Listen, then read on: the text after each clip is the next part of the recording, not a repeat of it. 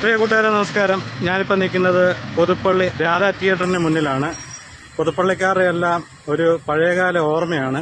അപ്പോൾ ആ തിയേറ്റർ ഇനിയും ഇല്ല. അപ്പോൾ അതിൻ്റെ കാഴ്ചകൾ നമുക്കൊന്ന് കാണാം. ഒരു കാലഘട്ടത്തിൽ പുതുപ്പള്ളിക്കാരുടെ സിനിമാ ലോകം എന്ന് പറയുന്നത് ഇവിടെയായിരുന്നു, പുതുപ്പള്ളി രാധാ തിയേറ്റർ. ഇനിയും രാധാ തിയേറ്റർ ഓർമ്മകളിൽ മാത്രമായി മാറുകയാണ്. തിയേറ്ററിൻ്റെ കുറേ ഭാഗങ്ങൾ പോയി കിടന്ന കുറച്ച് ഭാഗം കൂടെ പൊളിച്ച് ആ പറമ്പ് മുഴുവൻ JCB കയറ്റി മണ്ണെടുത്ത് ലെവൽ ചെയ്യുകയാണ്. ഇപ്പം തിയേറ്ററിൻ്റെ അവശേഷിക്കുന്ന ഭാഗമെന്ന് പറയുന്നത് പ്രൊജക്ടർ റൂം മാത്രമാണ്.